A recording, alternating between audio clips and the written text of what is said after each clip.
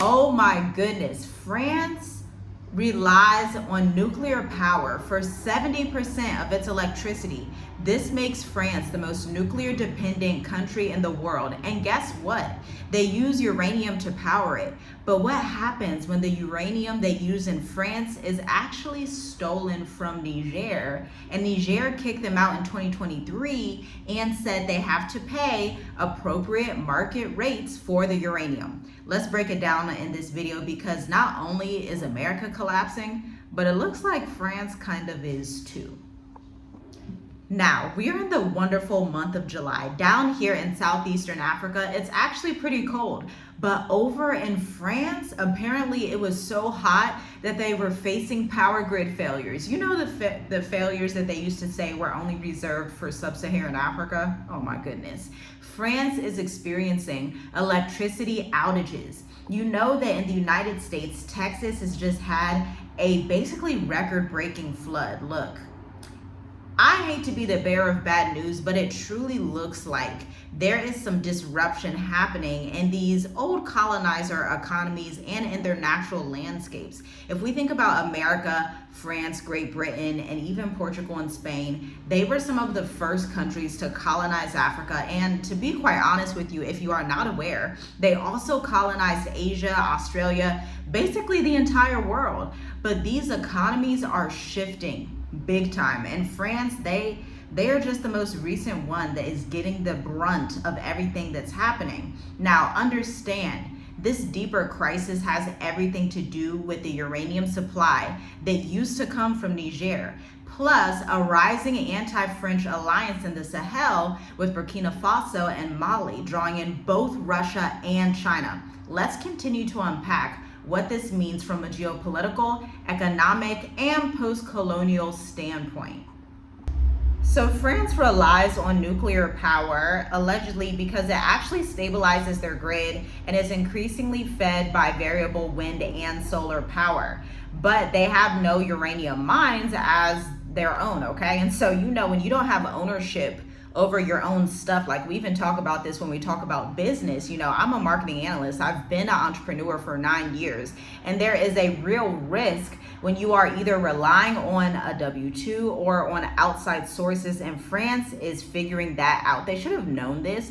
They should have known that you cannot continue to pillage Niger forever like that. I don't know how they would think that would just last forever, or how they would even think the creator would be on their side with that one. But that's what they thought, okay? Because the country imports all of its uranium for its 56 reactors, according to Urano, formerly Arevia, France's state-controlled nuclear fuel company. The country's uranium imports are diversified among Niger, which is 15 to 20% historically, Kazakhstan, which is the world's top #1 producer, Canada, and Australia. Now, I'm gonna need you to hit the like button, because I know we're getting into some information that you may not be aware of. And if you just learned something new in this first 3.5 minutes, it's like, I think you should hit the like button. It's right there. I also think you should subscribe, and then you should also hit the bell notification just in case YouTube stops showing you our content. Like, we are journeying with us, a family of 7 that has traveled Southeastern Africa since 2020.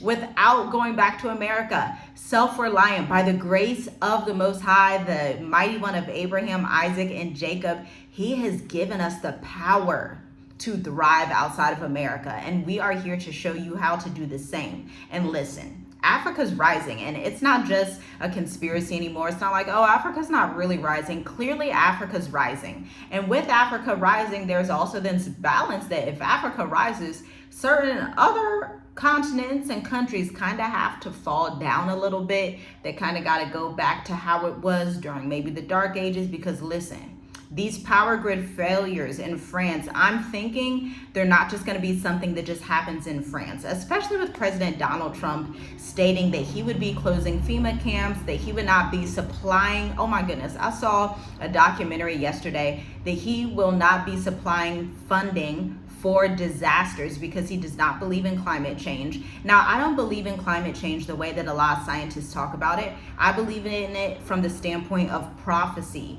meaning the earth is changing because we are gearing up towards the end times. That's what I call climate change. The Most High is angry with certain continents and nations of people, okay? And listen, this is a perfect time to segue into the state of the diaspora, the urgent state of the diaspora. My goodness, the demand for this program has really just shocked my husband and I. But it shouldn't be such a shock because we have been creating curriculum for years for expats who have traveled to Tanzania, Kenya, Ghana, South Africa, Ethiopia, Egypt, Turkey, okay? We have helped hundreds and thousands of people relocate abroad. But here's the thing. I think 2025, right where we are right now in July, this is the most important season for you because this is not like 2020. This era is unlike anything we've ever seen before because this whole regime thing happening in America, and I'm using my words wisely here. Come on, we got to kind of speak on code, okay? This whole regime thing that country has going on is going to cause havoc, not just on the Black community, but on the European community, the white community. Americans are in crisis. And you know what happens in crisis? You have two options. You can actually come out on top on the other side of crisis, or you can be brought lower due to some of the issues that are happening. And so if you've been thinking of traveling to Africa, but you're like, I want to avoid corruption, I need to be in a safe area, listen, I told you. I've had 2 children while abroad. We've sold property while abroad. We run businesses from the States without going back and forth. We know a thing or two about how to create your dream life in Africa. See, imagine if you're from Virginia or Tennessee and you come in the state of the diaspora, which actually the 8th edition is this Sunday. I cannot wait to talk to the people this Sunday. But let's imagine you come in, right? And you speak to people that are heading to Botswana, Ghana, Cabo Verde, Seychelles, Mauritius. Heck, maybe somebody's even going to Turkey or Spain and they just also want to have some African countries in their portfolio of options because they plan on leaving America long term. Look, we welcome and invite you into the program, but there's one issue. It's been selling out super fast, and due to demand, I increased the rate from $100 to $150 because we want this to remain intimate. We don't want this to be the type of thing where you're 1 in 20 people that are just all over the place talking, being talked at. We actually have breakout room sessions where you're actually doing some work that we give you in the program. When we say it's a 90-minute intensive, we mean it's an intensive. And me as a marketing analyst in my profession, I tend to be that analyst that looks at all of the requirements, all of the things needed, asking you the critical thinking questions that you're going to be thankful for 5 years down the line, where you're like, oh, it's 2030. I'm so glad that she asked the uncomfortable questions to really help our family travel abroad sustainably for good. Because listen, there are countries in Africa that have a 41% tax rate. Okay, South Africa happens to be one of them. There are countries in Africa with a 30% tax rate if you make over $48,000. And listen, I happen to live in a country that is zero tax for digital nomads, and even when you incorporate your business here, it's 15% flat tax, the best in Africa, hands down. Mauritius, Africa, obviously, it's truly the best. And you know, I'm like, I think more people need this information. This is what I wish we would have known when we traveled abroad. So I invite you to the state of the diaspora while spots last. Check it out at the link in the description.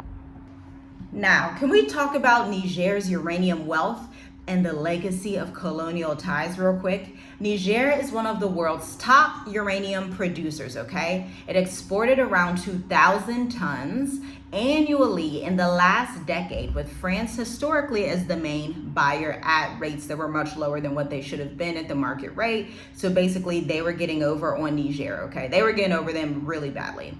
Even after independence, companies like Arriva, now Orano, negotiated highly favorable prices for France. Critics argue these deals kept Niger poor. And let's not just say critic. The reality is them getting over on Africans in Niger who are owners of the land and the resources had kept them poor, right? This is why it's so important to charge market rates, to understand the value of what you offer, what your services is, what your business is. Even if you're in a W-2, the value of what you have contributed to that company, because I'm telling you, there is somebody with a neo-colonial mindset that wants to get over on you, and they may be black or white, they may be yellow, green, who cares?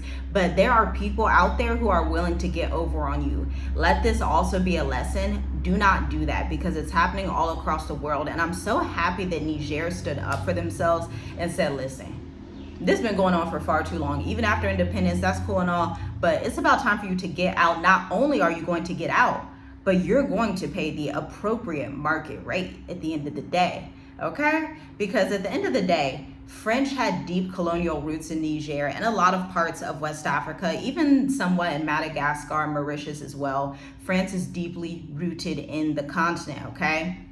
In 2023, uranium made up 70% of Niger's exports, but 5% of GDP. Did you hear that? I said uranium made up 70% of their exports, but 5% of their gross domestic product, meaning the amount of money that they contribute to their economy. How are they exporting 70% uranium and then 5% GDP? Do you see how horrible and treacherous this is? Leave a comment down below if you understand what I'm saying, and share this with 5 people. They can be Americans that need to understand this, why Africa must rise, because that is just really sad. I can't even put into words how dysfunctional that is, because the West exploits the resources and leaves them in poverty, okay? Now, let's talk about the 2023 coup in Niger and the threat to uranium exports. So this was all about economics. This was all about Niger, African sovereignty. This was all about them getting their due fair amount for their own resources, because again, the uranium comes out of the ground in Niger, okay? Like, let's put that into perspective. So in 2023, Niger's military overthrew President Mohamed Bazoum, the new leader. He suspended military cooperation with France, threatened to end uranium exports, and expelled the French troops. Now, France, the new government had positioned itself as anti-imperialist, accusing France of colonial exploitation and neo-colonial interference. I'd say that's about accurate. We will no longer be France's mining company, Colonel Amadou Adrama, spokesperson cited in France 24. So this was a France 24 news outlet that I'm reporting to you from. Now let's hop over to Burkina Faso. Burkina Faso may not be uranium rich, but it is politically crucial. As you can see, President Ibrahim Traoré of Burkina Faso, the land of the upright people. Can we just get a round of applause for Burkina Faso real quick in the comments? Like, round of applause. Good job, Burkina Faso, land of the upright, righteous people. They are currently essentially leading a spiritual revolution at the end of the day. They are leading this African awakening, this revolution of like, hey, we can be entrepreneurs, we can own our technology, we can own our resources, and we can rely on ourselves and do business with ourselves. And then if other countries come in, they're gonna pay the appropriate price, period. That is what Burkina Faso is stating in public very boldly with their chest, like they're saying it and they're not afraid. And I just feel like this is the energy that we need in the end time. So all praises to the Most High for that, because he is truly calling his people to awaken. But unlike Niger, Burkina Faso doesn't export uranium at scale. It has exploration projects led by Australia's Orbis Gold, but no major commercial mining, okay? What Burkina Faso offers is political solidarity. After Niger's coup, Burkina Faso and Mali formed the Alliance of the Sahel states. By the way, these guys are cousins. They have their own passport, the Sahel Alliance. And they are literally, they're having their African Renaissance. And I'm here for it because it's reminiscent of the 1200s, okay? Think of the 1200s in Africa. Think of ancient Songhai that had the Gold Coast, ancient Mali, Timbuktu. Like, oh my gosh, I'm just getting all the vibes thinking about it. I just love history, and I love African history, and I just love that we're in the Renaissance. what a great time to be alive, okay? Because after that coup, they formed the Sahel Alliance and caused the expulsion of French military missions, also in Burkina, and condemned ECOWAS sanctions, okay? Now, those are made up of like Nigeria. I want to say Ghana is a part of the ECOWAS, Liberia, I believe Senegal still is. I think Sierra Leone still is, if I'm not mistaken. If you're West African, feel free to correct me, chime in the comments, help your cousins out so that we have the proper information from primary sources on the ground, okay? The Sahel bloc has declared its fight against neo-colonialism. The three leaders see France as the old master that they want to evict. They're like, it's time for you to get out, okay? And they said, and this is in Captain Ibrahim Traore's words, the Honorable, we will resist any foreign invasion together. Talk about unity. Oh my goodness, like you don't understand that they didn't even have to unify with 54 this is 3 African countries. That's all that's required to unify. Like I also want you to think about your life. You may feel like you don't have a lot of people for you. You may feel like it's impossible to get to Africa.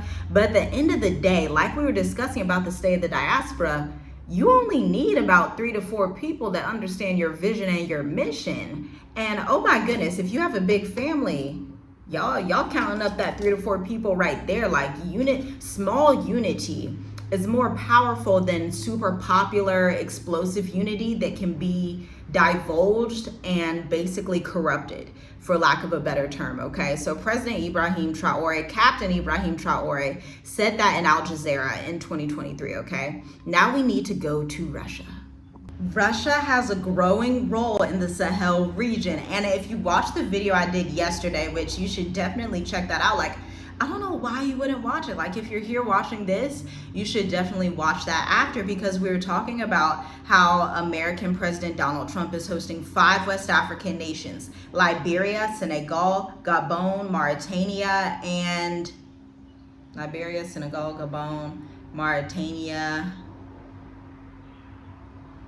and another one, okay? Go back to my video because I forget the 5th one. Drop it in the comments if you remember. But they are hosting them at the White House currently this week, like starting tomorrow, okay? While Russia is doing this on the continent. They have a growing role in this anti-French vacuum that sweeps Russia as well. The Sahel states see Moscow as an alternative ally, which they should. These are grown people, grown folks. They get to choose who they want to be their allies. A lot of African Americans and Americans in general are like, oh my gosh, don't trust Russia, don't trust China, don't have any allies. But listen, in the wise words of our Messiah Yahusha, do not forbade them. If they are not against us, they are for us. Do not forbade them. If they are not against us, then they are for us, period, okay? Because it's gonna take some strategy. Now, Nigeria's leader has requested security cooperation from Russia. Russia's foreign ministry has endorsed the AES bloc attacking Western colonialism, okay? And Russia's strategy in Africa rests on anti-colonial solidarity, as it should. This is all from Russia Today. Sahel nations stand against neocolonialism 2023. And if you were not aware, we are also in the middle of the BRICS summit that happened in Brazil. That's probably not getting covered on CNN. We know why. Hit the like button if you're like, oh snap, she's giving me information that I didn't even understand what's happening. CNN's not telling me. They're only talking about this flood. And you know, my prayers go out to those of you who are in Texas that were impacted by this flood, because that's very, very difficult. But now we got to zoom over to China, okay? Because they obviously have a stake in the game as well. China's stakes in Niger and Burkina Faso. China is the largest investor in Africa overall, period, with a much less ideological approach than Russia in mining, okay? CNNC, which is China's national nuclear corporation, has uranium stakes in Niger. Chinese companies hold exploration licenses in Burkina Faso for gold and uranium. China has avoided taking sides in the Coup crisis, but Chinese media coverages emphasizes Africa's right, saying they have a human right to reject Western interference, and I have to agree with that as well. They're promoting stability for Belt and Road investments. African countries must make sovereign choices without Western coercion, right? We should all be free to make choices. Again, I liken this analogy to like if you were in a bad relationship and somebody just beat you up, they socked you in your eye day and night and choked you and all these things. You would want to get out of that. That can be very difficult in those beginning stages. But now Africa, especially West Africa, is saying, okay, this isn't sustainable. We can't continue to live like this. Our youth can't live like this. And you may say, why don't other African leaders pick up on this? And the C word, okay? Corruption. Some other African leaders in other regions get paid very handsomely to put their people down. Ibrahim Traore and the president of Mali and Niger are like, we don't need no more money. We got resources. I think we're good. Let's start to be less self-focused and focused on the youth, because that's true self-love for the African. Now listen, European media has also recognized these risks, okay? Let's break it down real quick together. And again, I'm gonna urge you to hit the like button, because what I'm gonna share right now is about to blow your mind, okay? Listen.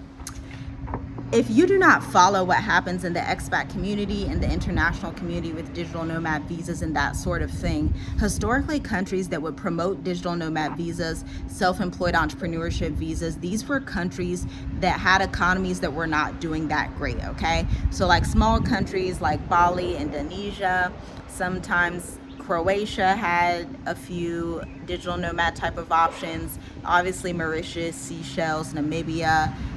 Who else had options like that? It was mostly like Asian countries at first. When we talk about the historical standpoint of digital nomad visas that started to erupt in like the 2020, 2022 era. But listen, y'all, France and Italy have launched digital nomad visas to promote their economy. One, we know that these European nations have dying populations. Two, they are having grid failures. Three, they do not have skilled people in their economies anymore. And Italy just put out something and said in the next 5 years, which is going to be 2030, they are welcoming 500,000, yes, 500,000 non-EU, and the EU is comprised of a bunch of nations in Europe, non-EU immigrants to come and work for their worker shortage.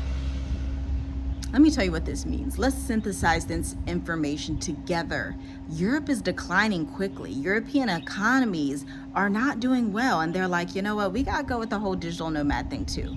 We need some people to come in, not only digital nomads who can bring resources, but we need skilled labor. We need skilled workers. We don't have the resources to keep this scalable anymore. And of course, we know everything that's happening with America, but I want to know what you think about this. Is all of this a coincidence? Is this just like, oh, it's just regular life, it's just everything's fine? Or does this signal the end of European and America empires? And if it does, what do you think that you should be doing now? Or what do you think that you are called to do right now to ensure your legacy for your children's children? Because in the book of Proverbs, it's very clear. A righteous, wise man leaves an inheritance for his children's children. Shalom, shalom. I'll see you in the next video.